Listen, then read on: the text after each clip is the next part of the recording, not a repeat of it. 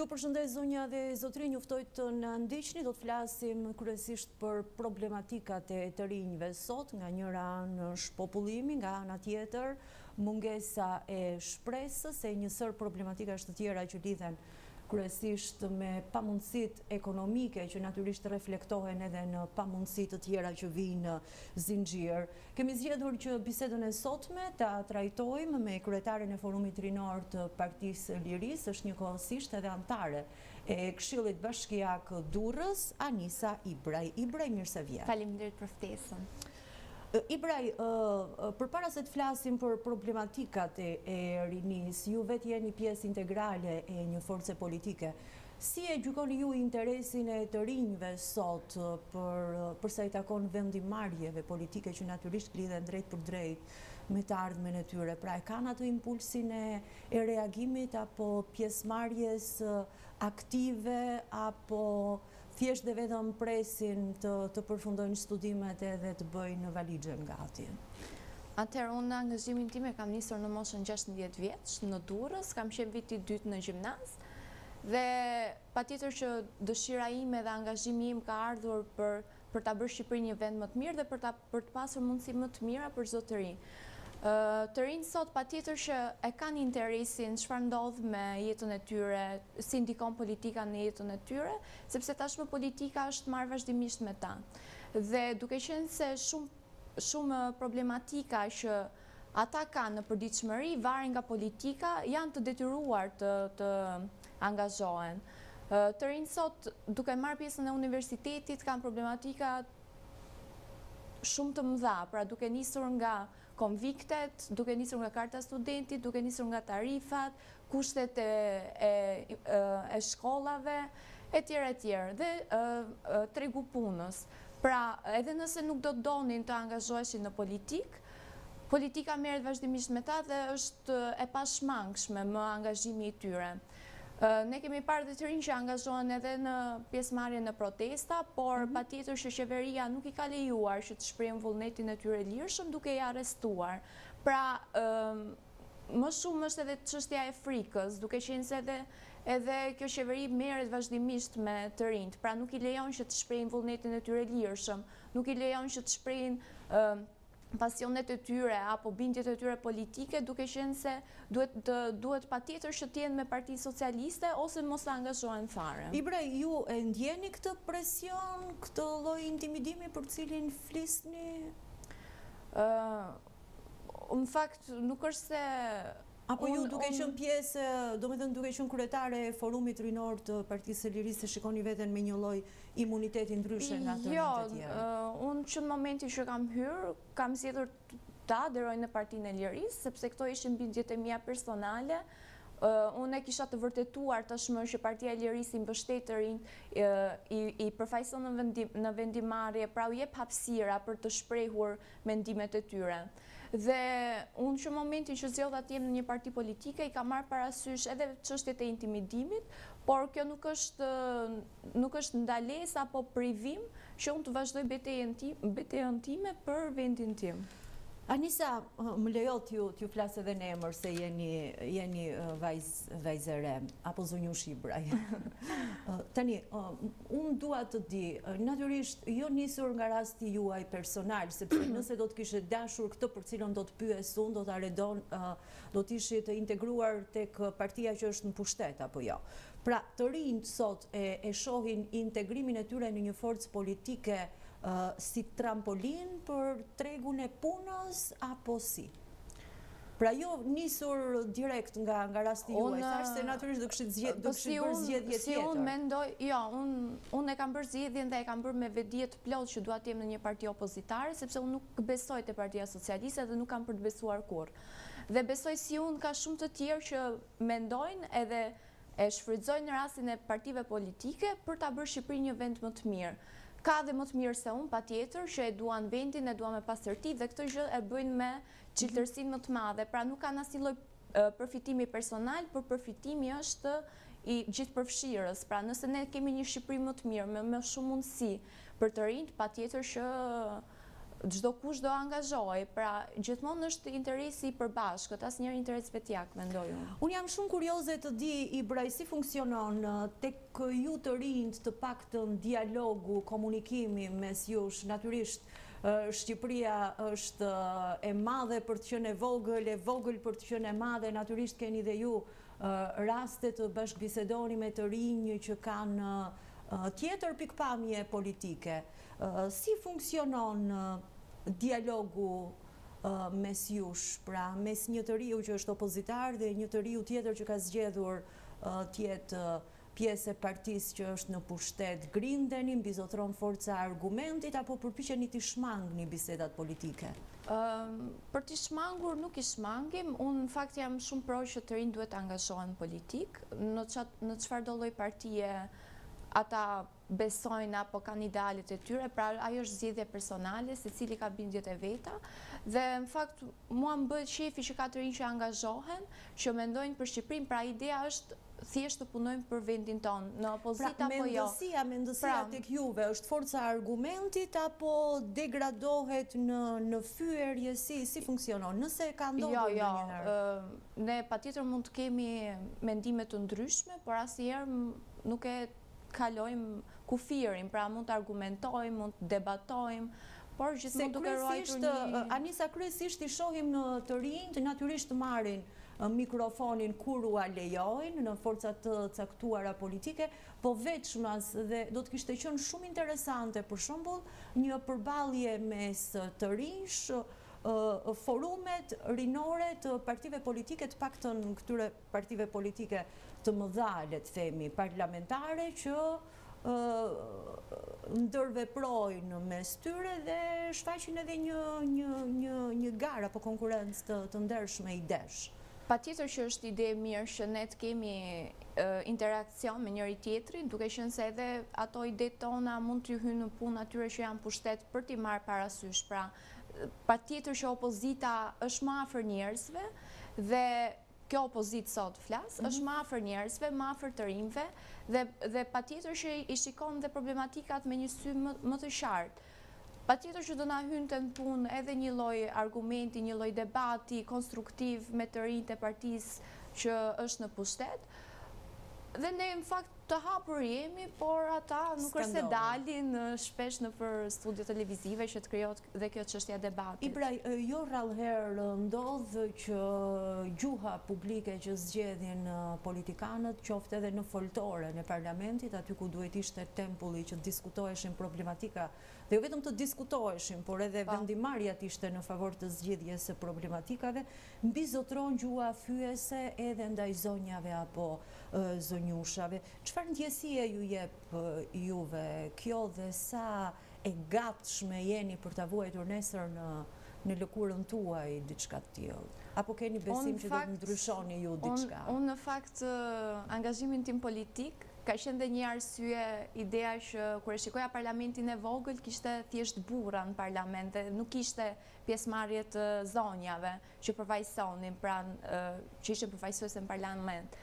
Dhe tani që e shikoj, do me thënë që ne kemi mundësin të përfaqësohemi në parlament, kemi zonja të nderuara, etj me radhë, ndodhe dhe kjo gjuha fyese. Dhe patjetër që nuk më bën të ndihem mirë, më bën të ndihem e sulmuar, sepse patjetër janë edhe vajza, bija, gra, etj, dhe politika nuk duhet të jetë asnjëherë personale. Nuk është se do i japi bukë se e shajti X y Y-in shqiptarëve nuk i intereson ajo lloj gjuhe, intereson t'i zgjidhësh hallet, të flasësh për hallet e tyre, të mendosh për familjet e tyre, t'ju japësh mundësi më të mira për të jetuar, pra ato argumentet, ato debatet që janë boshe, nuk e ushqen një familje shqiptare, nuk e ndihmon, nuk e çon askund. Prandaj mendoj se ata duhet të na përfaqësojnë më mirë. Dhe unë thash, që momenti që kam marrë pjesë në një parti politike, i kam marrë parasysh të gjitha, por nuk më ndalon as pak thjesht kauza ime, duke menduar se e kam shumë të paqt pa atë kauzën time për Shqipërinë. Prandaj nuk është se do më privojmë. Anisa, si e shikon këtë problemin e shpopullimit të vendit në optikën tënde? Në fakt ne kemi dhe një program për shpopullimin që duhet mbështetur pra çiftet e reja, familjet shqiptare, nënat e reja, studentët, të rinjt që nisin biznese pra startupet, dhe këto gjitha vinë si pasojë e largimit të njerëzve. Njerëzit janë larguar patjetër të rinj sidomos sepse nuk kanë më shpresë në Shqipëri. Është e vështirë që një çift i ri të blejë një shtëpi në Shqipëri, pra i duhen 70 vite që të blejë një shtëpi. Po kostot e arsimit, Anisa, si janë? Kostot janë shumë të larta për një student që ka zgjedhur të studiojë në Tiranë dhe nuk ka gjetur dot një hapësirë në konvikt, të marrë një shtëpi me qira është kostot e mase shumë e madhe, pra duhet të kesh një punë, duhet të kesh dhe pak ndihmë nga familja, që të arrish të shkollohesh në Shqipëri, dhe gjitha kjo për të marrë një diplomë që nuk të hynë në xhep sepse edhe tregu punës ka shumë mungesa. Dhe patjetër shikojnë zgjidhje më të mirë largimin jashtë, pra për të punuar dhe për të mbajtur familjet e tyre. Kemi pas edhe djemë të rinj që janë larguar se nuk kanë para asnjë pikë perspektive, pra është shumë e vështirë që të krijosh një hapësirë komode për familjen tënde në Shqipëri. Dhe zgjidhja është emigrimi pra e momentit. Shifrat kanë folur qartë që janë larguar mbi 1 milion shqiptar dhe shumica prej tyre të rinj. Çfarë qasje keni juve, Anisa, kur dilni dhe bashkëbisedoni me të rinjt për t'i motivuar ata që në vend që të bëjnë gati valixhet për t'u larguar nga vendi, të qëndrojnë dhe të rezistojnë, pra të reagojnë?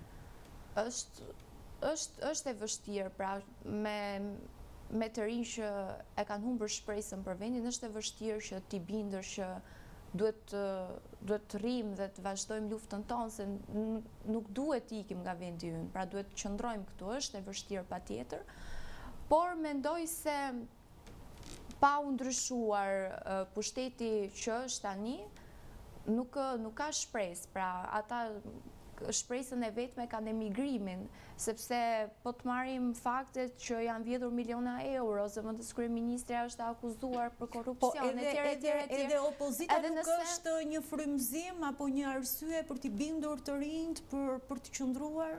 Patjetër, ne jemi frymëzim për ta, por ideja është me këtë pushtet që kemi, që ka pushtuar të gjithë Shqipërinë, pra ka pushtetin e përqendruar në një dorë të vetme, dhe ne kur shikojmë që vide miliona euro, po patjetër që e perceptojnë, sepse vide miliona euro, ndërkohë që këto miliona euro shumë mirë mund të ishin investuar në arsim, shumë mirë mund të ishin investuar në strehim për studentët, shumë mirë mund të ishin investuar në kartën e studentit, shumë mirë mund të ndihmonim studentët me 100 euro në muaj. Kosova paguan studentët 100 euro në muaj, ndërsa këta tanë t'i vjedhin lekët. Pra, në rajon, studenti është i vlerësuar, po marrin vendit fshinje, ndërsa në Shqipëri studenti është hallka fundit, pra zerohet. Dhe mendoj se të rinjt tashmë janë ndërgjegjësuar, por edhe presioni që marrin vazhdimisht nga pushteti i step pak, mendoj unë. Anisa, është folur mjaft për këtë kartën e studentit, po deri tani çfarë shërbimesh, çfarë lehtësi krijon për studentët karta e studentit? Karta studentit, përveç se bën një radhë kilometrike në fillim të muajit për të marrë një abone, çdo muaj, nuk ka asnjë lloj funksioni tjetër, pra është zero, as nuk ka ulje çmimesh për ushqimet e zënë për studentin, as nuk ka ulje për shërbimet të tjera që një student... Apo aktivitete kulturore, është zero, do me thënë nuk ka asnjë lloj funksioni. Pra, karta e studentit në këtë rast është ajo aboneja që presin pensionistët çdo muaj. Edhe aty është nonsens. Edhe ajo karta studentit nuk do të kishte arsye pse çdo muaj të prisnin radhën. Karta studentit funksionon vetëm për gjatë periudhës që ti je student dhe brenda Tiranës, pra po ata nuk e din që ka student edhe nga Vora, ka student edhe nga Kamza, ka student edhe nga... Pra nuk funksionon për linjat interurbane. Jo, funksionon vetëm për linjat qytetase. Po sa i takon aktiviteteve kulturore, Ibraj, sa të interesuar i shikoni të rinjt? Dhe kur flas për aktivitete kulturore, nuk i referohem thjesht dhe vetëm ndonjë koncerti në shesh apo në ndonjë sallë. Flas për historinë, trashëgiminë kulturore, kujtesën kombëtare e tjerë.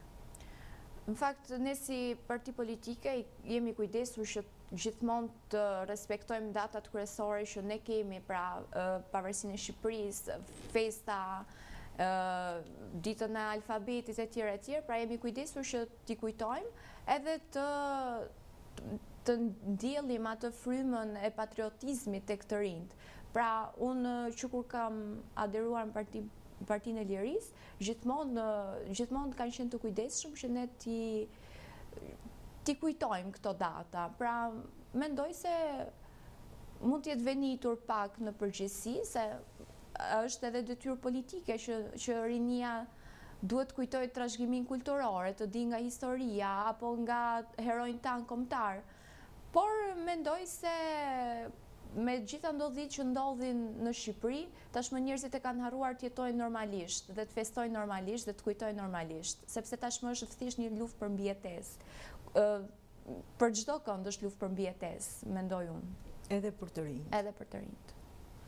Ju jeni dhe antare e Këshillit Bashkiak Durrës, cilat do të ishin ato problematikat kryesore që do të nënvizonit juve, e që natyrisht mund t'i keni ngritur edhe në Këshillin Bashkiak për qytetin tuaj? Mendoj se Durrësi si një qytet turistik me ambicie dhe shumë i rëndësishëm për Shqipërinë, pra për ekonominë shqiptare, duke qenë se ka dhe portin dhe trashëgiminë kulturore, mendoj se nuk është investuar fare, duke marrë parasysh infrastrukturën, që është amortizuar pothuajse në çdo lagje të Durrësit.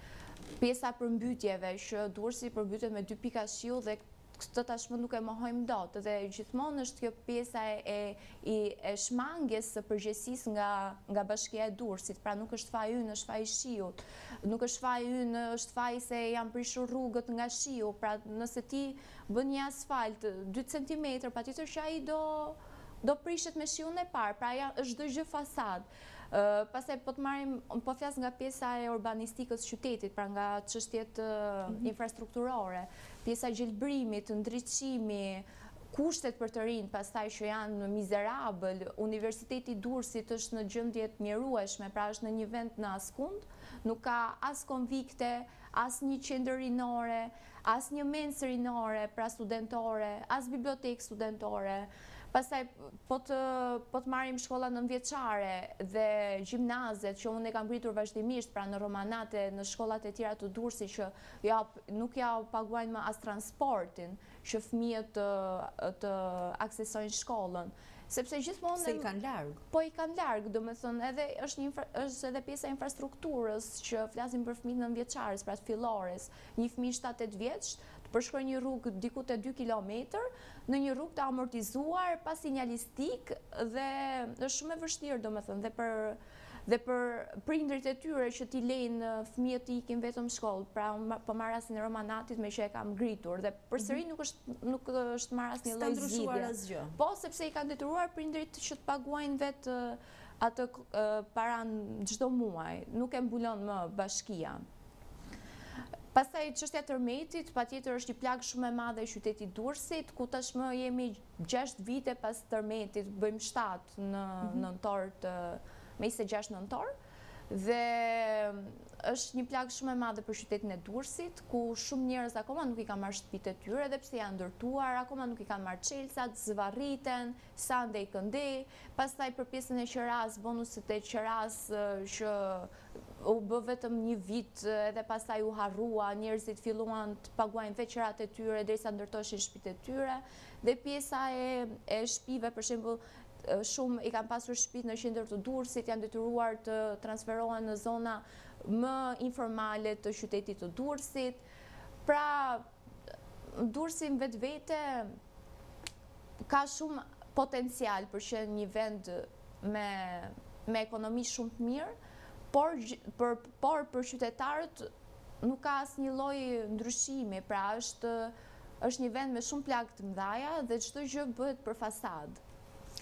Po, nuk besoj se protestat që ishin pas përmbytjeve të ishin fasadë, reagimi u duk shumë i vërtet. Unë e kam fasadë nga investimet e bashkisë. Nuk e vë në dyshim, por vë në dyshim atë pjesën e të reaguarit seriozisht që duhet kemi ne për problematika dhe shqetësimet caktuara. Pra protestohet 2-3 ditë dhe pastaj çështja lihet në arrest dhe krijohet impakti tek qytetarët që fakti që këta s'po protestojnë më do të thotë që problemi është zgjidhur. Janë dëmshpërblyer qytetarët në Durrës pas përmbytjeve të fundit?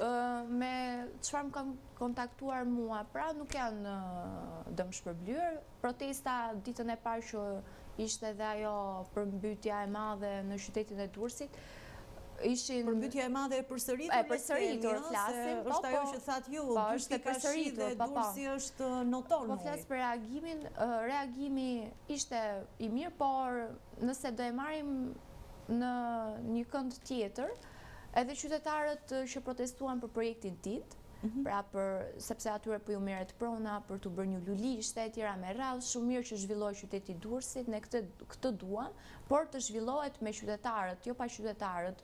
Ato qytetarët as nuk janë pyetur, as nuk ja kanë haberin çfarë do ndodhi aty, edhe për ato parat që marrin nuk kanë fare lidhje me vlerën e pronave të tyre. Pra nuk kanë lidhje me vlerën reale me vlerën reale të pronave të tyre, e tjera me radhë. Por, flasim për protestat, ata protestuan, ka protestuar vazhdimisht. Çfarë ndodhi me ta? Në momenti që kryeministri erdhi në Durrës, gjasme për të sqaruar me këta qytetar, filloi t'i arrestonte njerëzit live. Pra arrestoi ti atë se më thaj mua hajdut. Ne jetojmë në demokraci, se cili mund të shprehë vullnetin e tij dhe mund të thojë gjëra që mendon. Si arreston ti protestuesin që ka dalë për pronën e vet aty. Dhe kjo ka ndodhur vazhdimisht. Dhe mendoj se jo se ka mungesë reagimi nga qytetarët, por është pushteti që nuk i lejon qytetarët të reagojnë, duke i arrestuar, duke ju bërë presion, duke ju thënë që do të heqim nga puna, e tjera me radhë. Pra, është zinxhir. Unë mendoj se Durrësi nuk është indiferent siç shprehen disa. Durrësi është shumë reagon, pra shumë aktiv, thjesht është ky pushteti që i pengon njerëzit të shprehen lirisht, pra të reagojnë për problematikat e tyre. Ibraj, duke qenë antare Këshillit Bashkiak Durrës, si mendoni? Natyrisht ju e thoni fjalën tuaj, po sa dëgjohet fjala juaj në Këshillin Bashkiak? Unë si e gjykon? Ato problematika që më vinë nga qytetarët, pra se unë nuk i shpik problematikat, as nuk i marr nga mendja ime. Unë gjithmonë më adresojnë problematika nga qytetarët e Durrësit dhe unë gjithmonë nuk kam përtuar të përçoj zërin e tyre përderisa tek e fundit është detyra ime që unë përfaqësoj të gjithë qytetin e Durrësit, të gjithë problematikat e ndryshme. A ka ndodhur ndonjëherë larg qoftë në thojza që një problematikë që e keni ngritur ju në Këshillin Bashkiak të ketë shkuar drejt zgjidhjes? Mendoj ndoshta jo drejt për drejt, por mendoj se edhe disa gjëra mund t'jenë bërë, ndoshta ju ka ardhur koha, ndoshta ju ka rënë në mend. Unë gjithmonë i them ato problematikat me shpresën për t'u zgjidhur. Ndoshta po të marrim, unë kam lobuar shumë për pjesën e Universitetit Durrësit, për pjesën e transportit. Ata e kanë vendosur një transport modest, sidoqoftë, por është vendosur një transport në qytetin e Durrësit tek universiteti. Mendoj se unë gjithmonë dua që problemat e qytetarëve të zgjidhen. Unë me atë ide i them ato, pastaj nëse dëgjojnë apo jo, ne këtë e dim tashmë që ky pushtet dhe pushteti vendor Durrës nuk është se e ka prioritet qytetarin apo problematikat e qytetarëve. Por kjo nuk do të thotë që unë s'do bëj detyrën time sepse nuk dëgjohem nga ata. Anisa, në fund të bisedës së bashku, cili do të ishte mesazhi juaj ndaj atyre të rinjve që për 1001 arsye kanë zgjedhur të heshtin, kanë zgjedhur të mos reagojnë, kanë zgjedhur të shfaqen indiferent me iden për të ikur sa më shpejt nga ky vend? Unë e them vazhdimisht, pra edhe me të rinj që takoj për herë të parë, pra në kuptimin në forumin tonë, është e vështirë të jesh i ri sot në Shqipëri, por nuk duhet lejojmë që një pushtet si ky të na privojë të ardhmen tonë, sepse nesër pas nesër do jemi ne prindër, nesër pas nesër do kemi ne familjet tona, nesër pas nesër do dalim ne në tregun e punës dhe e mira është që të jemi të gjithë bashkë, të luftojmë, të çojmë betejën deri në fund, sepse kudo që të shkojmë në përbot, nuk ka vend, nuk mundesh gjesh si vendi yt. Dhe ku është më e mira që të jetosh në vendin tënd, pranë familjes tënde, me njerëzit e tu dhe unë jam shumë pro familjes, kuptimin që unë e di sa të vështirë kanë ata të largohen nga familja, pra është shumë e vështirë të ikësh jashtë, por është e vështirë të jetosh dhe në Shqipëri, patjetër. Por duke u bashkuar gjithë bashkë, pra rinia, studentët e kanë treguar që mund të rrëzojnë pushtete, dhe ky është momenti ynë që të rrëzojmë dhe ne një pushtet që nuk e ka asnjëherë prioritet rinin, nuk e ka asnjëherë prioritet Shqipërinë dhe është armik i përbetuar i shqiptarëve. Alisa Ibraj, të falenderoj shumë në emër të gjithë të rinjve që të kanë ndjekur nga ekrani për këtë bisedë. Faleminderit. Problematikat e të rinjve natyrisht nuk janë të gjitha këto që kemi diskutuar ne me Anisën tani. E di që gjithë secili për jush na ndjek nga ekrani do thotë po pse nuk e preke këtë temën apo këtë problematikën tjetër. Kështu që uroj që kjo bisedë që kemi zhvilluar me kryetaren e Forumit Rinor të Partisë së Lirisë të bëj gjithsesi të rinj të reflektojnë dhe të kuptojnë që ardhmja e vendit është realisht në dorën e tyre. Ju falenderojmë për vëmendjen e kushtuar.